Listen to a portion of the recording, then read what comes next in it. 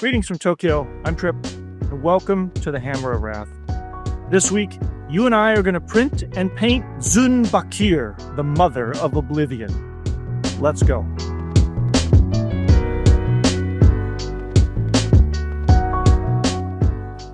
Thanks for joining me in the studio. This week, you and I are going to print and paint Zun Bakir, the Mother of Oblivion, a Necron character from the extended lore.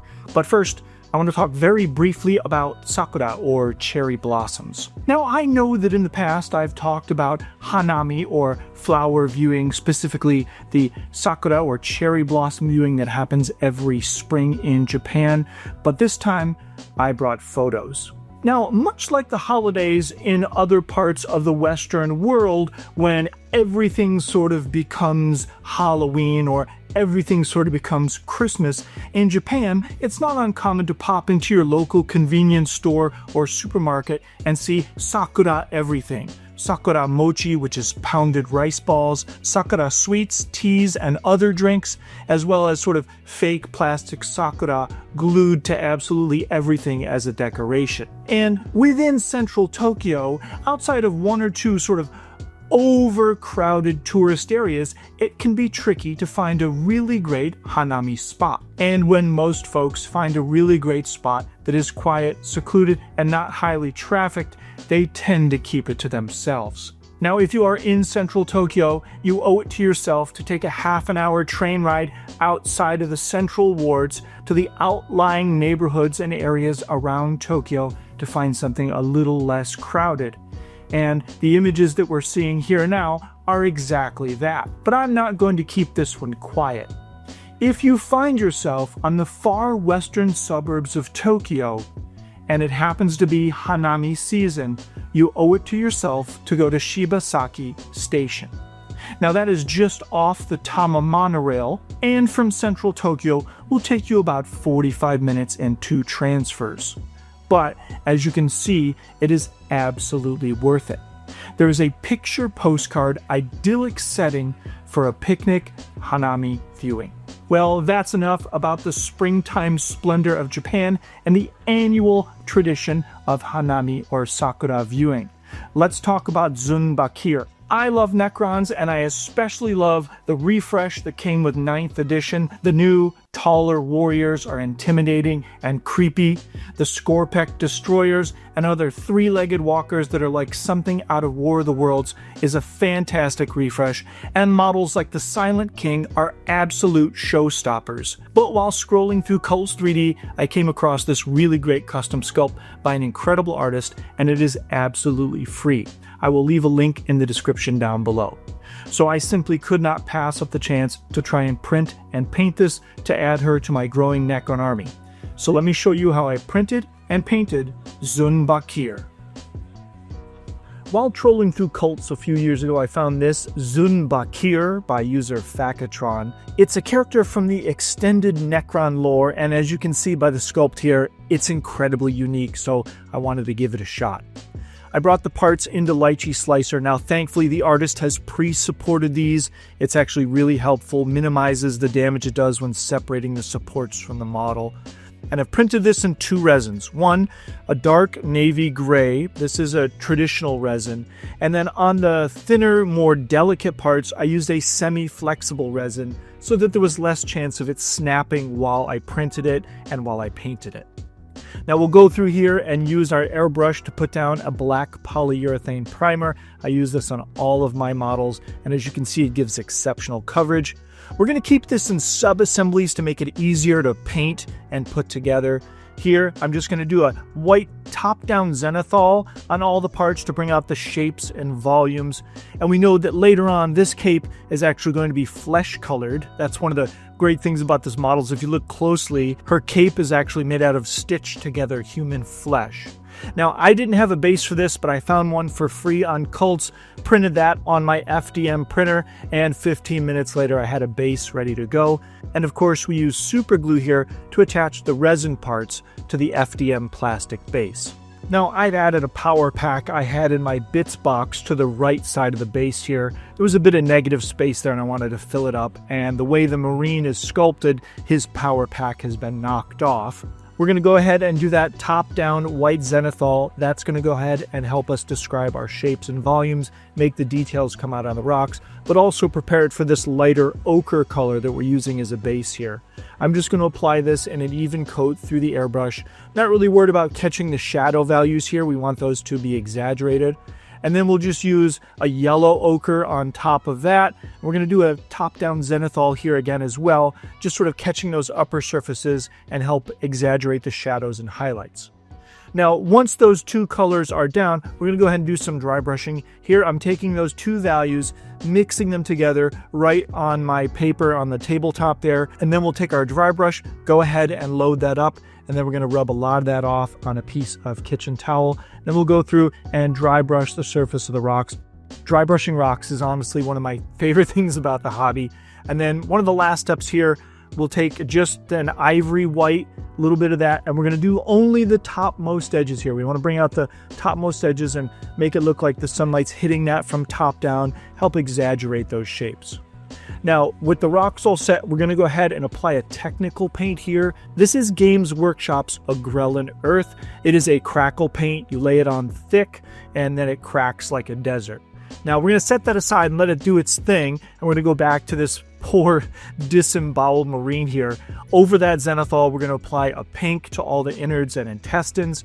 And once that's dry, I'm going to take Blood Angel's contrast with a ton of thinner medium in it and just let that seep into the recesses and give us some definition to the guts. Now I'll take some poster putty and cover those guts, and then we're going to go ahead and run Army Painter's Fanatic Angel Green through the airbrush here to give us an even coat. And then we'll take Angel Green and Forest Green, mix them together on our palette, and get a quick dry brush to bring out the details. Now you see when we pull this poster tack away, with a little bit of effort here, it decided it wanted to cling to the guts. You'll see that we've preserved all of that work underneath, and we can continue on.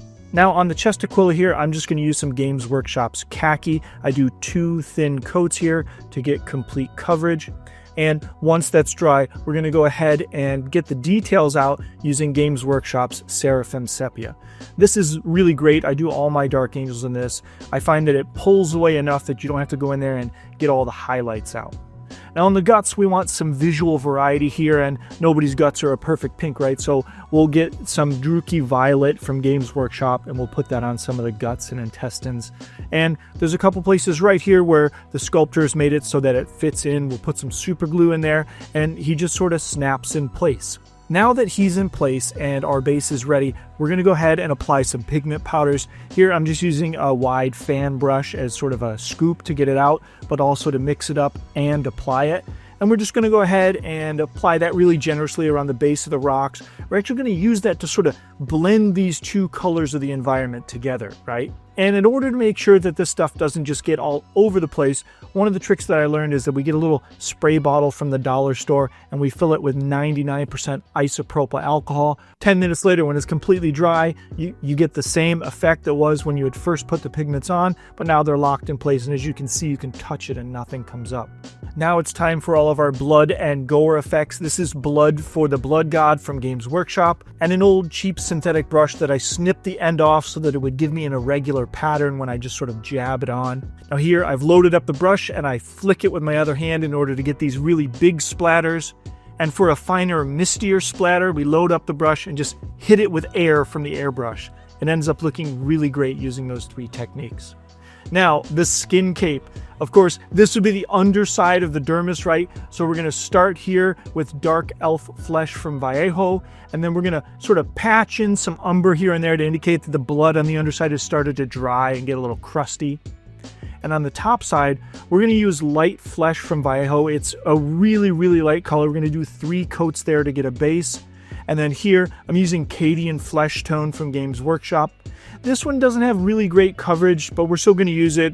Each of those patches is going to need 2 or 3 coats.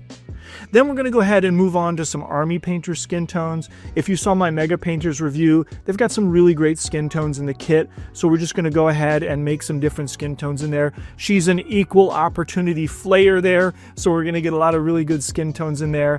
And then we'll start applying our washes. Here, this is Games Workshop's Reikland Flesh Shade Gloss. Looks a little funny because I overshook the bottle, but it all settled in properly.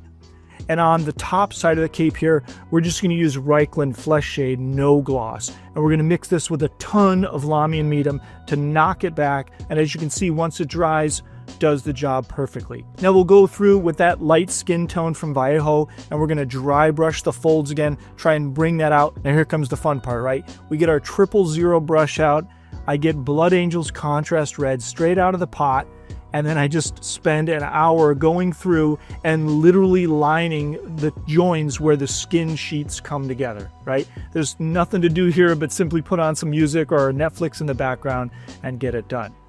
Now, once that's dry, we're going to take that Blood Angel's Contrast and we're going to water it down with a little bit of that medium, and we'll use a slightly larger brush, and we're going to work that, sort of feather it in along all the edges where the skin sections meet. We want to indicate, the damage. They're all slashed and cut apart. It's not a neat and tidy job, as you can see. So we want to indicate that the sort of abrasions and just the gruesomeness of it there. Now, once we've got that all in, I'll also go through with some of that Druchii Violet and work it in different areas to indicate bruising, right? No one gets their skin flayed off without a little bruising here and there, and then add some really fun color contrast as well. Now again, with that brush that I had snipped the end off of, I use this when I'm applying my blood effects. It gives me a really splotchy, patchy look. We'll go ahead and just, really sparingly just put that here and there. We don't want to overdo it. Then we'll go through and do that airbrush trick again, get a good splatter on there, and we have something that a Hellraiser would be proud of. With the cape all done, we're going to go ahead and move on to the legs. All of my Necrons start with a base of black, so there was a little overspray here from when we did the cape. We'll go ahead and clean that up with a really sharp brush and some matte black.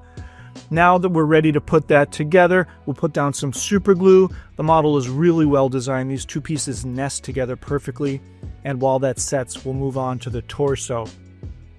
My Necron, or Sithcron recipe, as it was dubbed on the internet, is actually really easy. Black prime, and then what I call a dark metal dry brush. That's any middle value silver, like plate mail metal from the Fanatic paint range, or lead belcher from Games Workshop, mixed 1-to-1 with black, and then you just dry brush it on. You get this really great effect. Keeps your Necrons dark and sinister looking. Here we'll go through it and we're going to hit a couple highlights and details here and there with Canoptic Alloy from Games Workshop. This is a lighter value silver, but it has a really subtle copper tint to it. Now that we've got our metallics down, all of my Necrons have these glowing guts, so we'll get a blast of white in there to bring our values up, and then we'll get some gory red from Vallejo over top of that. It's this very vibrant, almost orangish red, and we'll go ahead and put that in there, and then we'll get that on the Hyper Phase blade as well. We'll put that down as a base coat, and then we'll go ahead and mask it off, and we'll get some gory red in there to sort of darken it up, and then we'll bring in some Troll Slayer orange on the other side to get a highlight. And when we peel that masking tape off, we get this really satisfying reveal. Now I'll go through and I'm going to hit some of the details on the Hyperphase blade.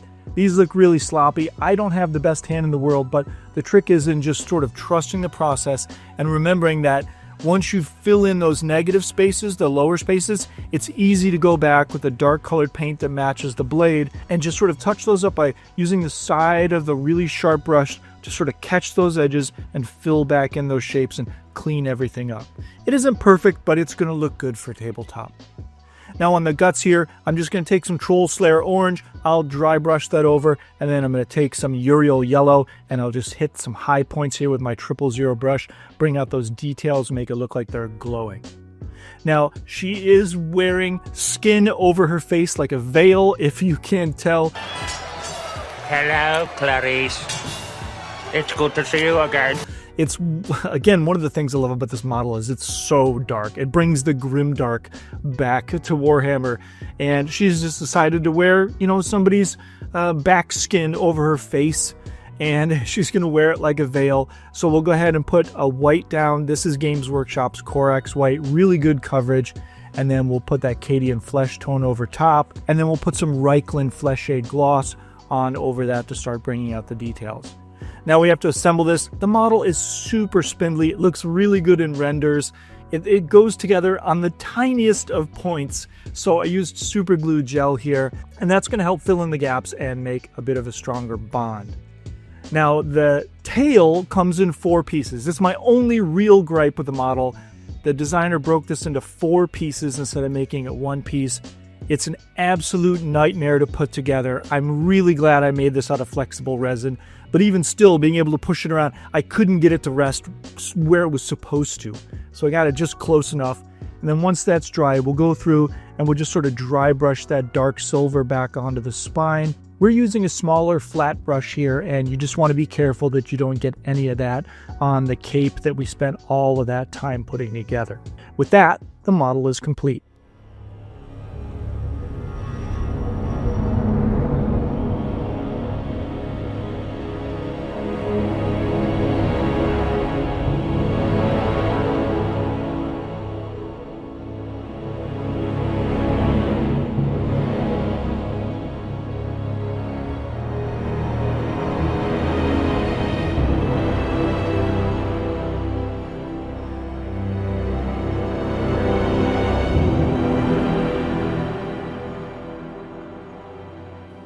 Well, there you have it. One printed and painted insane queen of the Necrons who likes to wear the flesh of her victims as some sort of grotesque fashion. I hope you enjoyed the video. It was my genuine pleasure to make and share it with you. If you'd like to support the channel, please like, comment, and subscribe. That engagement drives us to the front page of YouTube and helps us grow our audience.